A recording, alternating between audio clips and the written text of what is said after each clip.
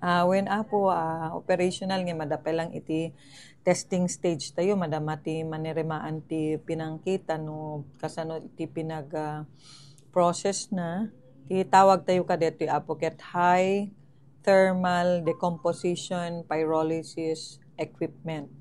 So dito apo ket kuna tayo nga transformed into dito high thermal ket ada conveyor na the heating chamber na in reactors wherein the residual waste can digiti infectious waste tayo ket mabalin nga maipisok ka dito heating chamber ken reactor na ket ada scrubber na met balehan nga maka create pollution dito aputa ginatang wenno na purchase dito na establish tar babain iti technical assistance ti Department of Science and Technology. So dapat tinang i-recommendar no dati ket may parit apo nga mapuuran itatta uray mapuuran basta ang tawag dito yan ma-purify the air nga rumwar iso nga ada dry and wet scrubber tayo ngahan nga create ti dust DJ dust imbes nga may ipan yan ti air ma-purify may pan ada wet scrubber tayo nga mangipan deto ket tete ko na tayo nga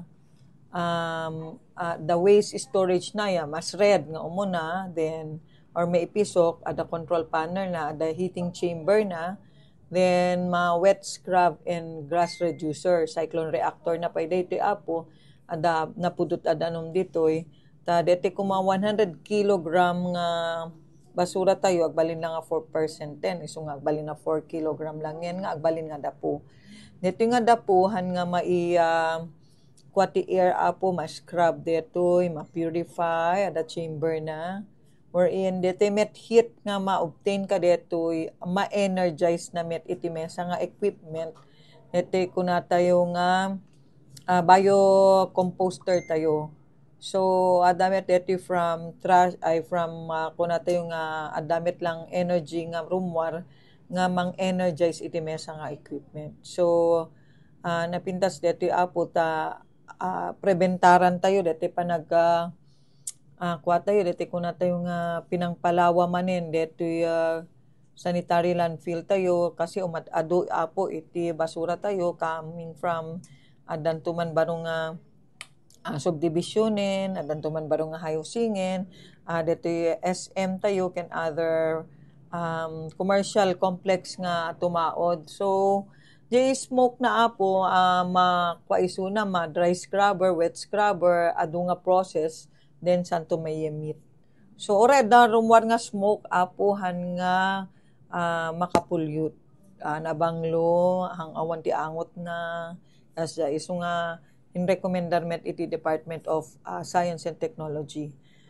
Dati ti tawag na dito incinerator nga negatively kasi han nga ma-purify the air nga rumwar. Itatta po nagbalin nga high thermal decomposition pyrolysis kasi sakbay nga irwar na di asok apo makwamet laeng ma-purify.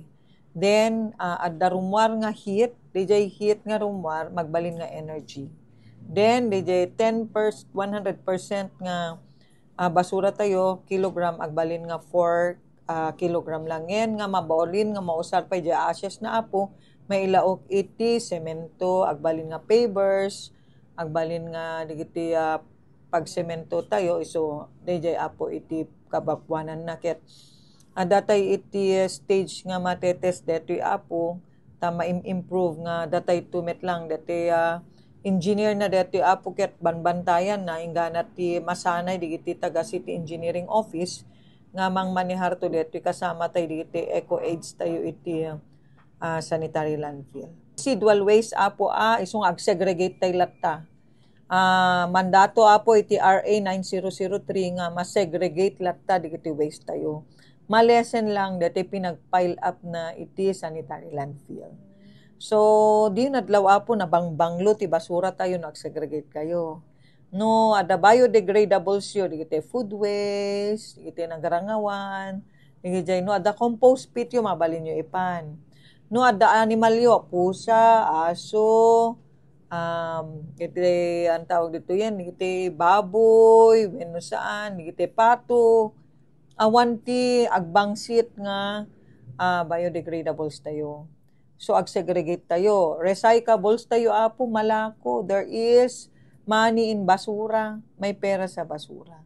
Inuhan nyo nga ilako apo itedyo iti barangay iti pandajay material recovery facility nga iso dati mangilako for digiti clean and green programs. So, no diyo kati 25 cents ang makabuomit kanti amo may ket at damit latak mabuo nga kwarta no talaga nga masinop kayo.